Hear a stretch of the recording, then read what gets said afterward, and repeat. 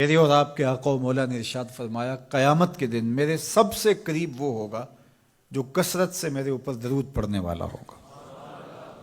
تو یہ حضور کی قربت کا ضامن ہے درود، تو اس لیے اپنی اولاد کو حضور علیہ السلام پر درود پڑھنے کی ترغیب دو۔ بچپن میں ہی اپنے گھر کے اندر مجالس درود قائم کرو، روزانہ کی بنیاد پہ ہو تو بہت اچھا، نہیں تو ہر 8 دن کے بعد ایک دن ضرور متعین کر لیا جائے۔ جمعۃ المبارک کے دن کثرت کے ساتھ درود پڑھنے کی ترغیب دی گئی ہے، اور فرمایا اس دن فرشتے حاضر ہوتے ہیں۔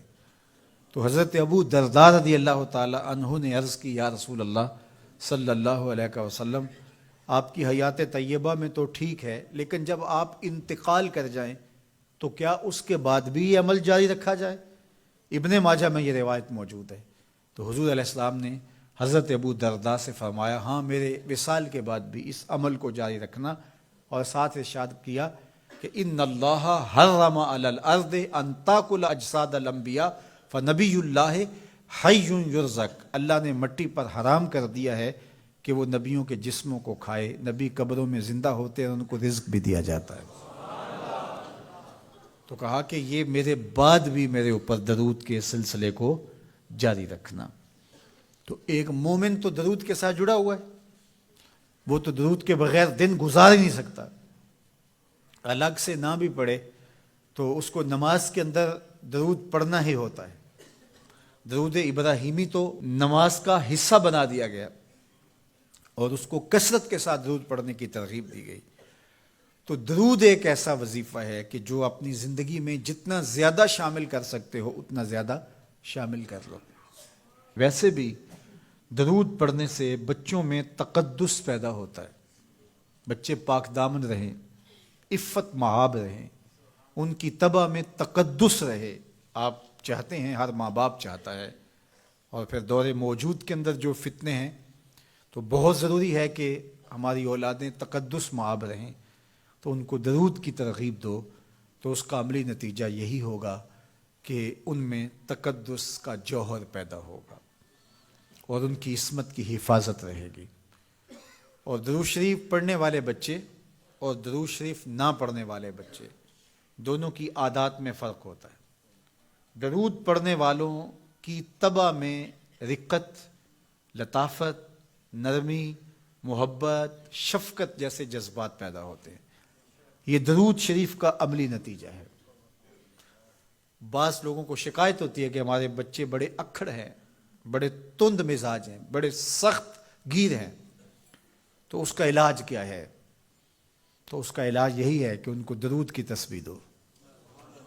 درود اکڑ توڑ دیتا ہے، طبیعت کی تندی نکال دیتا ہے، طبائع کی تلخیاں ختم کر دیتا ہے، محمد عربی کے نام کی مٹھاس پیدا کر دیتا ہے۔ حضور کا نام شہد سے میٹھا ہے، دل آویز ہے، کھنڈ میں اتنی مٹھاس نہیں ہے، شکر اور گڑ میں اتنی مٹھاس نہیں ہے، شہد میں اتنی مٹھاس نہیں ہے، قند اور نبات میں اتنی مٹھاس نہیں ہے جتنی نام محمد میں رکھی گئی۔ ان کا نام لبوں پر آئے، میٹھا میٹھا منہ ہو جائے، ان کے بول بہاروں جیسے اور اصحاب ستاروں جیسے، ان سا پیارا اور نہ کوئی، ان سے بچھڑ کے لکڑی روئی، جب وہ سیر کو جایا کرتے سر پہ بادل سایا کرتے۔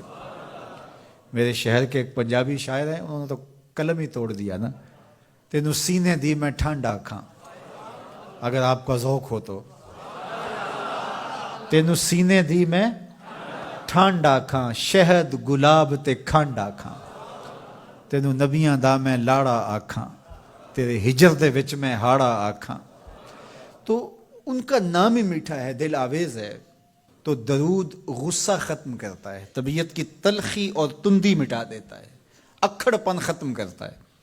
تو آپ اگر چاہیں کہ اولاد اکھڑ ہے تو ان کو کسی طرح درود پہ لے آئیں، درود کی تسبیح ان کے ہاتھ میں دے دیں، تو ان کی طبع میں نفاست بھی آئے گی، ان کی طبع میں لطافت بھی آئے گی، ان کی طبع میں رقت بھی آئے گی، ان کی طبع میں محبت بھی آئے گی، ان کی طبع کے اندر جو ہے وہ لیاقت بھی پیدا ہوگی۔ درود پڑھنے والا بچہ ذہنی استعداد میں درود نہ پڑھنے والے بچے سے بہتر ہوتا ہے۔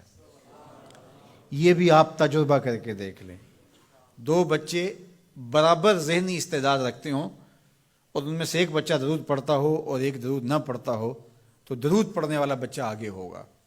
یہ درود کی برکتیں ہیں، یہ درود کی رحمتیں ہیں۔ تو درود کثرت سے پڑھنا اپنی اولاد کو سکھائیں گے۔